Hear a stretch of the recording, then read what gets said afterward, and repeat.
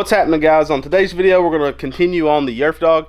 We're going to start mounting the front shocks, and we're going to attach the swing arm to the frame and start building the roll cage. We don't have too many videos left in this series before you see this thing driving around, but he is wanting this buggy powder coated. I guess we can call this a buggy now, not a go-kart. Who knows? All right, so let's jump right into it and start mounting up that front suspension.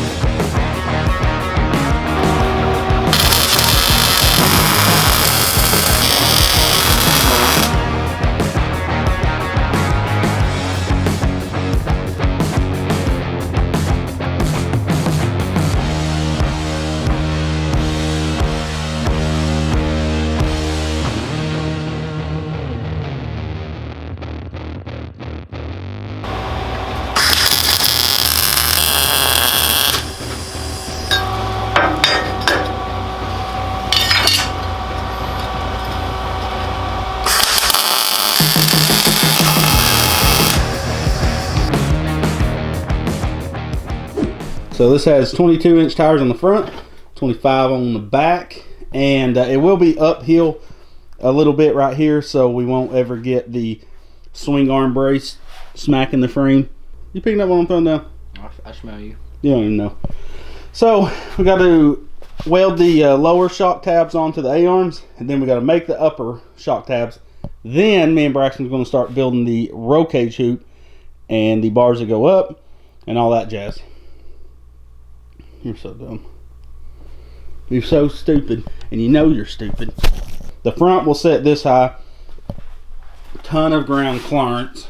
Look at that, look at that, look at that, look at that. That jack stand is extended all the way out. Give you an idea.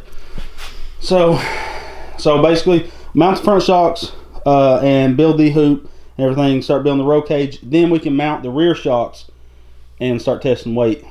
And then we can build a panhard bar, whatnot. You're so gross. So immature. Like I said, we got the lower shock tabs made already.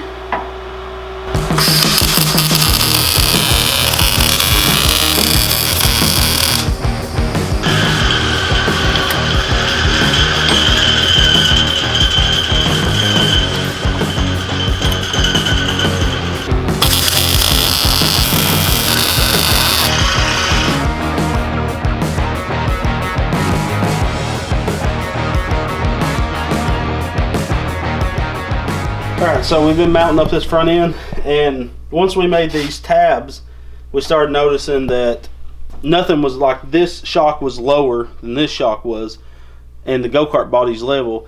Well, Daniel started measuring while I was doing some phone calls, and basically when the Yerfdog put this hoop in right here, you know, this is a solid hoop. They just set up, tacked into place, then they put the rest of the frame in. This is a 1/4 inch lower, right? This side? Yeah, 1/4 inch lower than this side. The frame's level, but this has been welded in cockeyed, so that means one of our shocks are going to stick up a 1/4 inch more than the other one. But that's what we have to do. There's no other way around it. And we're going to loosen up these heim joints at the frame and extend them out a half inch on all of them, which will give us a inch overall of stance, and that'll give us more room to mount our shock. Because the only bad thing about using random go-kart shocks is on a front end that's so congested like this, is we can't move them in and out to get different tension, like leverage on them. So we just got to deal with it, and hopefully these shocks are good. We can set up the preload to make them, you know, a little stiffer if they're too soft. That's the only thing that sucks about adapting a go-kart that wasn't meant to have all this to have all this. It's easier to build your own frame from scratch, but we're in it too deep now. So we're going to extend all these out. That'll give us more room right here to move the shock and adjust everything, get the angles right. So onward and upward.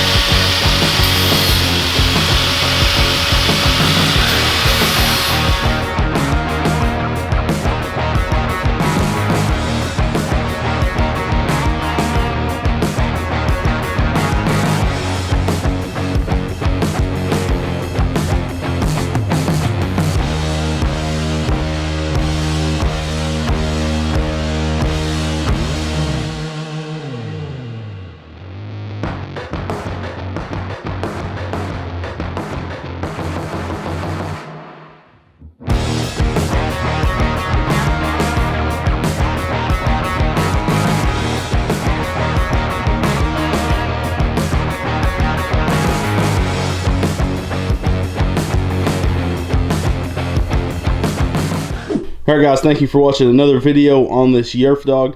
Now I know a lot of people are going to think the roof line is tall. For one, your eyes messes with you because the front end is so small. Like the hood area is so tiny on this go-kart, it's going to make everything else look massive. And this roll cage is 1.5 inches from the top of my head with a helmet on. Now a helmet adds about 2.5 inches of thickness. So without a helmet, you're going to be, 3.5, 4 inches from the roll cage. But he did want to make this comfortable for a helmet, so that's how high it had to be, and that was about the best shape we could come up with to look good. If you notice, I normally never do my roll cages in two-piece like that, so they're sleeved and welded right there, and that is actually a stronger joint than just the standard steel. I know people are going to say that's weak, but it is not. So we did a bend there, and actually 2 bends down here, if you can notice. And that widened it out a little bit because these go-karts are super narrow, so that gave it a good stance. We're going to do some crossbars down in here. We're going to do a windshield bar up here and do a little bit more strength into it, but I think it looks freaking sweet. Now when you look at this go-kart from the back, it looks weird right now because it doesn't have the back section that's going to house the gas tank and the shocks will hook up to. But you can see it looks like a little truck. So we're going to try to talk him in to let me build a bed onto it. It won't be a dump bed or anything. It'll just be a stationary bed with some bars coming down. It'll almost be like the back of a go-kart, but it'll be more accessible for the bed area. But we do got, on the next episode, we're going to start doing the steering rack. We're going to start doing the tie rods because now we can get our Ackerman angle. And we're also going to mount our rear shocks. And someone was asking, are we going to do a Watts link or a panhard bar on this? We are doing a Watts link. I already got everything traced out, and I actually already got one side cut. So we're going to try our luck with the Watts link, and we'll explain that in the next video. So thank you guys so much for watching this series.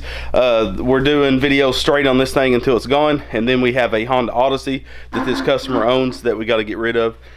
So thank you guys for watching. Make sure to check out the links in the video description on everything that's on this go-kart. Wheels, tires, we'll try to link those. He bought these wheels and tires at a tire shop, so it might be harder to find the wheels, because if you notice, the front wheels do not match the back wheels, but they're really close. You wouldn't notice it if I wouldn't have told you. But yeah, she's looking pretty sweet. It's different looking. It's going to be an awesome go-kart, that's for sure. So check out the links. Those do help us to continue doing these videos. Thank you guys for watching. Have a great weekend. We love you, and God bless.